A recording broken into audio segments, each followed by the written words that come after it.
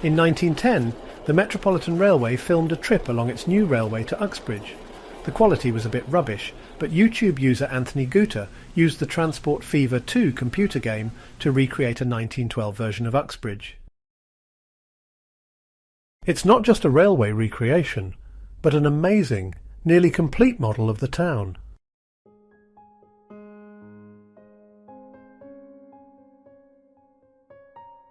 First of all, let's reverse to that signal box.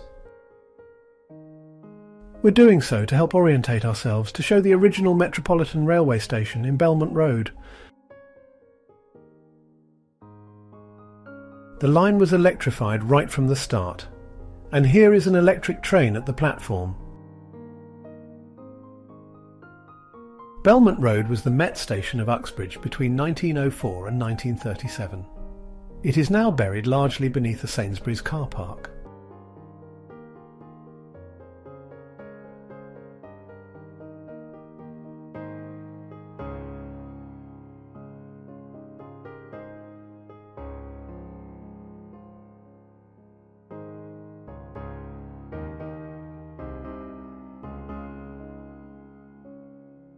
In 1938, the line was extended to a new and convenient location on Uxbridge High Street. The original station had been designed by Walter Atkinson and the new, much larger station by London Transport wunderkind architect Charles Holden.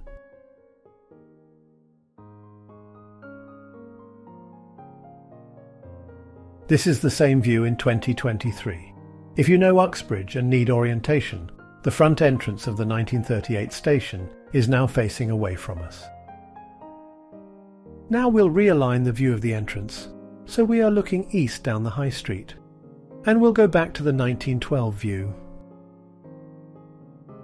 Uxbridge has always been an important market town.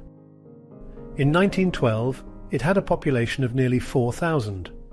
It still had a medieval layout with a long meandering high street and many narrow alleys leading off it, opening into courtyards, tenements and workshops. There were many industries including timber, flour, iron, brewing and printing.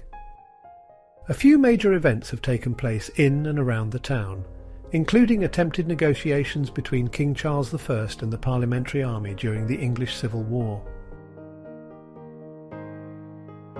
We've travelled west a bit along the High Street.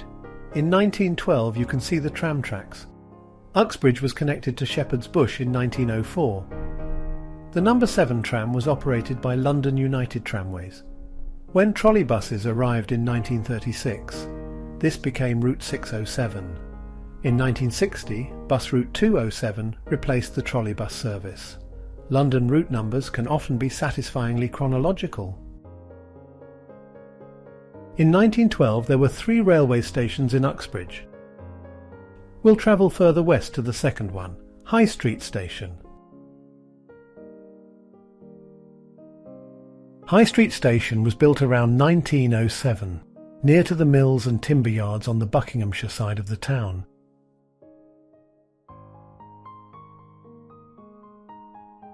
It ended on a bridge over the road since it was due to be extended.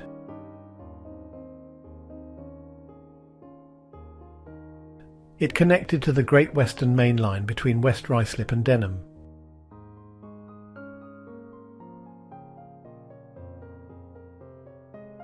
The idea for the extension was to loop around the town, to connect just south of the third station in Uxbridge, Vine Street.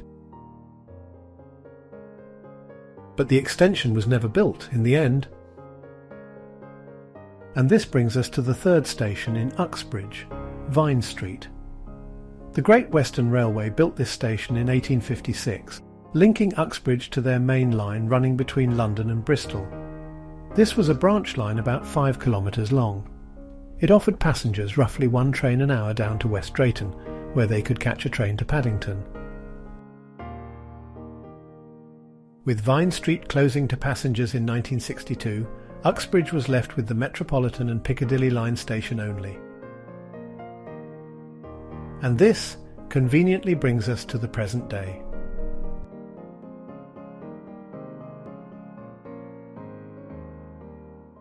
Here we are in the High Street, where there's sometimes a food market. The covered market, not here in Shot, was built in 1788. The previous market building was twice as big, which created significant 18th century traffic problems. Speaking of traffic problems, the circular shape of the Uxbridge station forecourt is explained by its previous incarnation as the trolleybus terminus.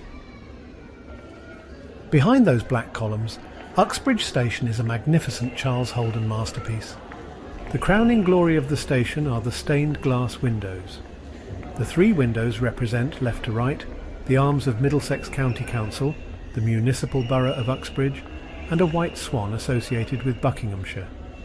The glass triptych was the work of Irvin Bassani, whose windows can also be seen at Tate Britain and the V&A. But enough of art. Breakfast.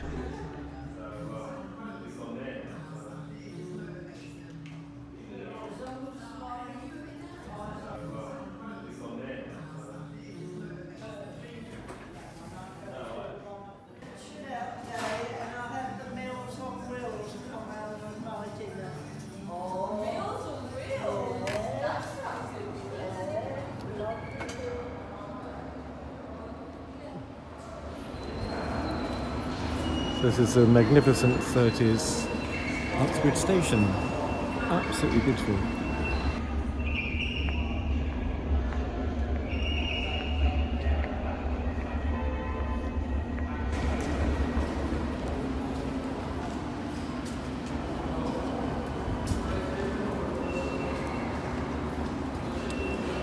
So we walk out into Uxbridge itself.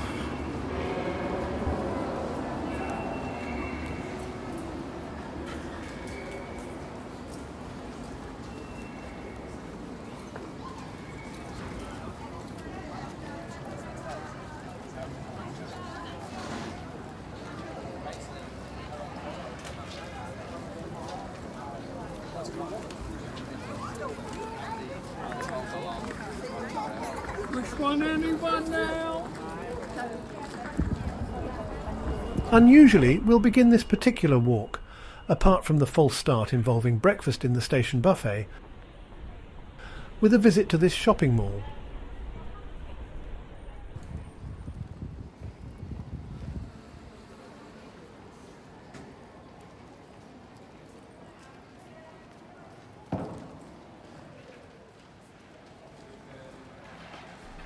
While you admire the various shops here, let's attend to a potted history of Uxbridge. As a major Middlesex town, Uxbridge has a lot of history, but it started underneath where we are walking.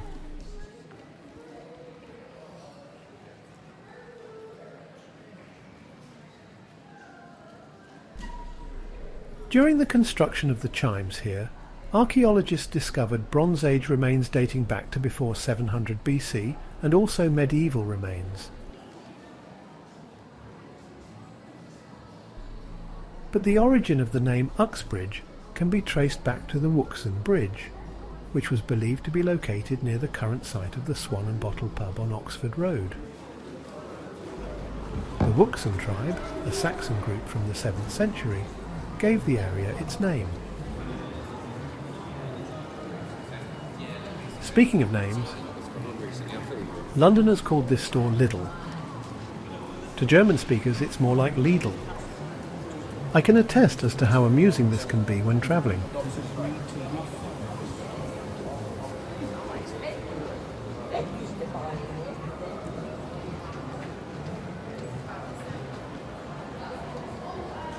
And speaking of history, this well and truly dates the video.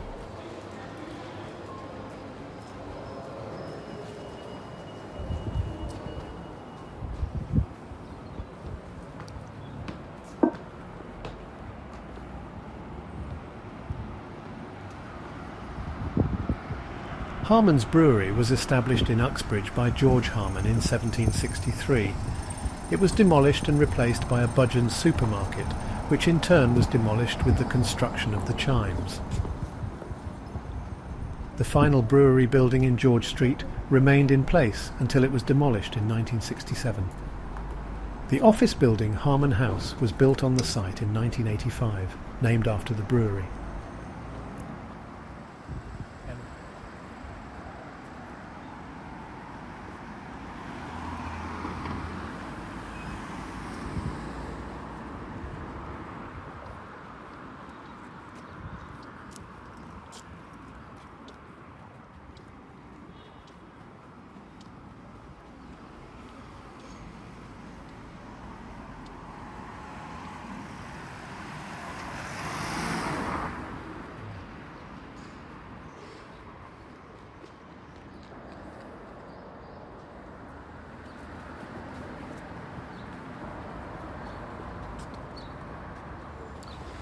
at the end of Montague Road, and this has just turned into lovely 19th century cottages in an area.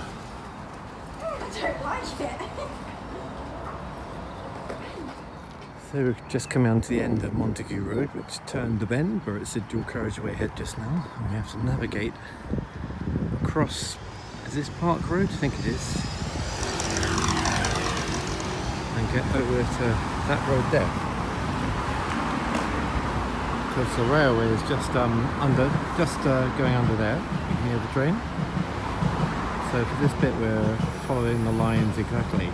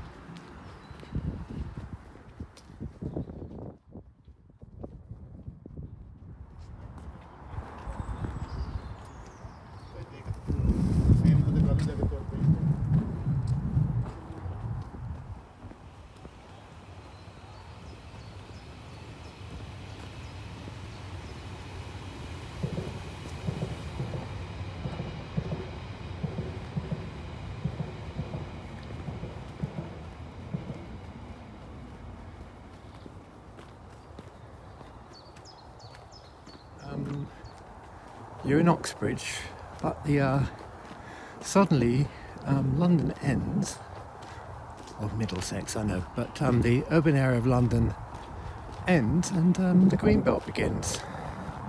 Right, it's not the quietest area because you've got the Western Avenue way over there.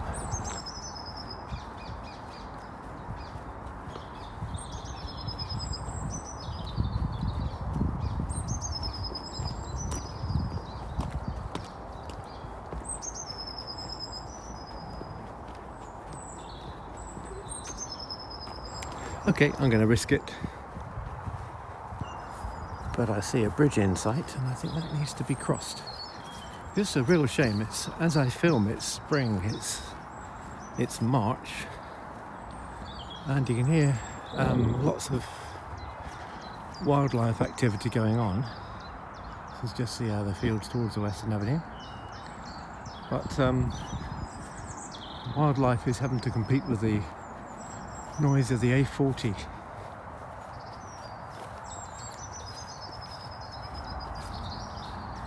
I love a good bridge that leads to somewhere mysterious. And hopefully this has a happy ending. There's a river happening here. That's the railway. I think I have to go straight across there to about that the middle of those trees, and hopefully there's a gap there which will take us through that field boundary, and we might be able to spot a way across the Western Avenue, which is quite essential. Now, there's the Western Avenue, there's the Metropolitan line, here's the tree.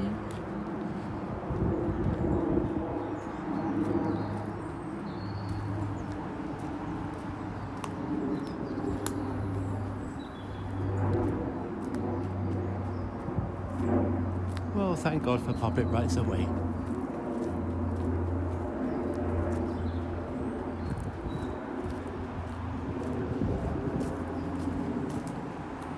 And that's the Western Avenue traversed with not having to run across the road and get killed, which is always good.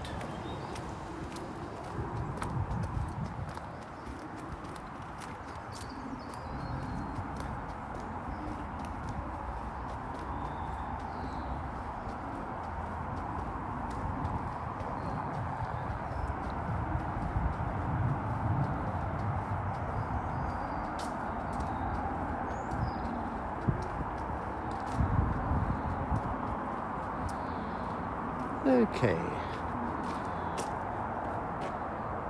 There's a fence there, which is a bit of a disappointment, and a fence here, which is also a disappointment.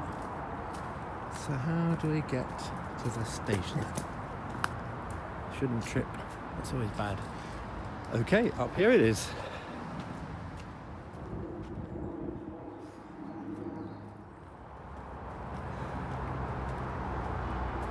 Well, that looks a bit severe. Barbed wire and everything. It's obviously not the way to go.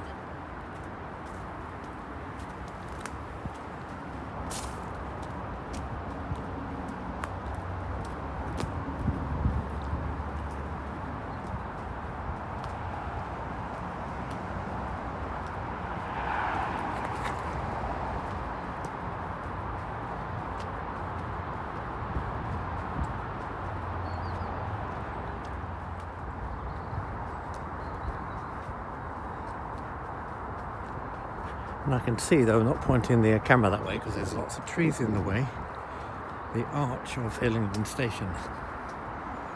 But now we're on a main road. There's got to be a way in, isn't there? People need to drop off their relatives in a loving way and kiss them goodbye and wish them well on their way. And thanks to a long stick, I can poke the camera over the top of it and show you Hillingdon station, which wasn't here in when the line came through here. Look, we're so close. That's the platform.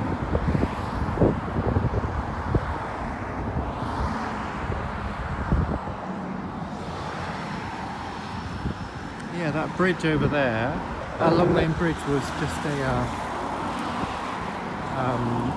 over nothing. There was just a bunch of fields at no station, but along came the station at a later date.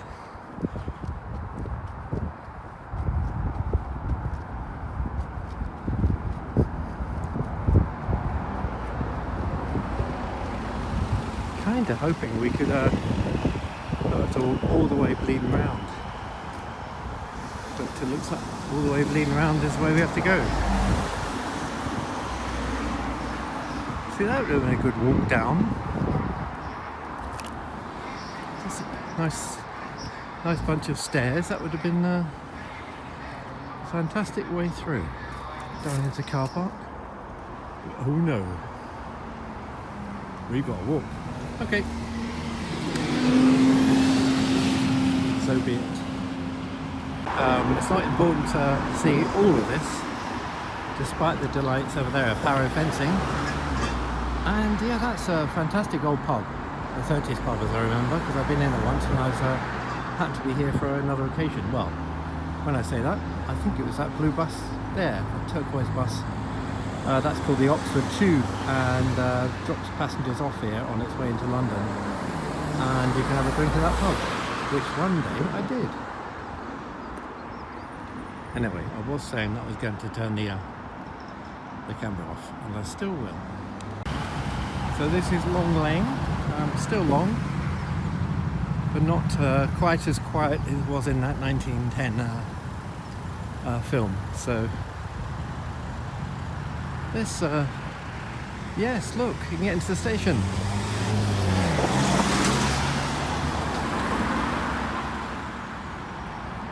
Despite this being a newer station compared with the opening of the line, it still had to be rebuilt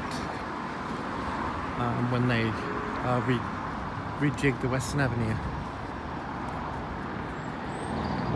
And there's the pub, which is called the Swallow.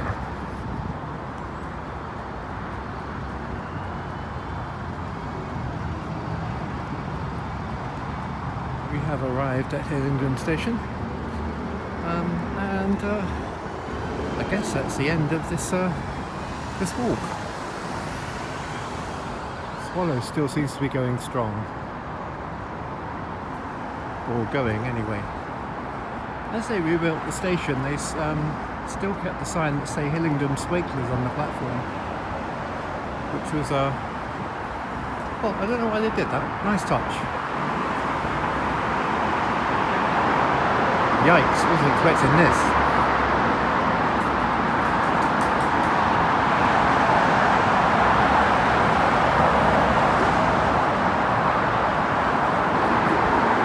I still surmise that from that bridge over there, you could easily have steps leading down. Look at it, perfect. Instead of coming all this way around and being presented with this grim urban landscape. But despite previous accusations that I'd arrived, I think I now have arrived. Look, there's the barrier. Hillingdon Station.